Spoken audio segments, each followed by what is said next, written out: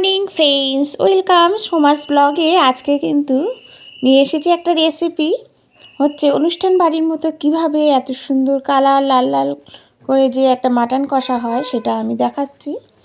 প্রথমে আমি দেখাচ্ছি পেঁয়াজ আদা রসুন পেস্ট আমি করে নিয়েছি। আর এটা হচ্ছে একটা বেরেস্তা করছি, পেঁয়াজটাকে কুচি করে কেটে নিয়ে বেরেস্তা করছি। এর মধ্যে একটুখানি যদি চিনি দিয়ে দেওয়া হয় তাহলে কিন্তু বেরেস্তার কালারটাও সুন্দর আসে, মাংসের কালারটাও কিন্তু খুব সুন্দর আসবে।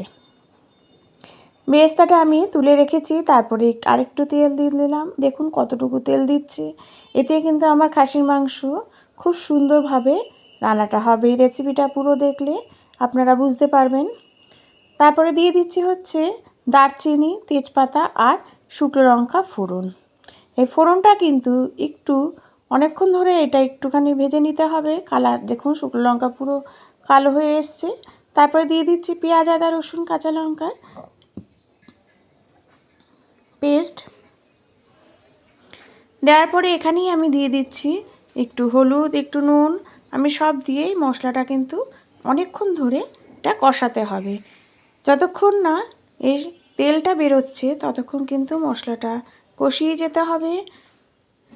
তারপরে দিয়ে দিচ্ছি হচ্ছে মাটন।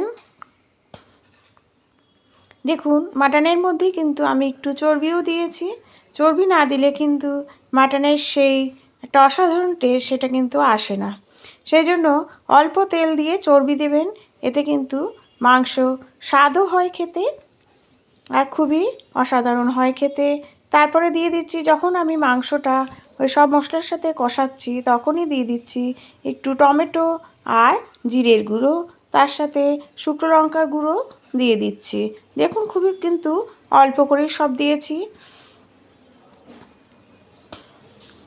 এখানে 500 যদি মাংস নেন, এখানে 500 মাংসই আছে, তাহলে 1.5খানা টমেটো দিলেই হয়ে যাবে।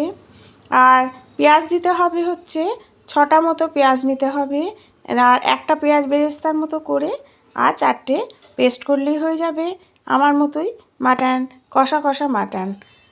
এখানে প্রেশারের মধ্যে দিয়ে দিলাম মাটনটা, আর কড়াইয়ের মধ্যেই আমি জল গরম করে এই প্রেশারের মধ্যে দিয়ে দিচ্ছি জল গরমটা। তারপরে আলুগুলো দিয়ে দিচ্ছি। আলুগুলো কিন্তু আমি ভাজিনি, কাঁচা কাঁচা আলুই দিয়ে দিয়েছি, খুব বড় বড় সাইজে। একটু গরম মশলা দিয়ে রেডি হয়ে গেল। এখান থেকে 7 থেকে 8টা সিটি মারলেই রেডি হয়ে যাবে মাটন কষা। দেখুন কি সুন্দর কালার এসছে।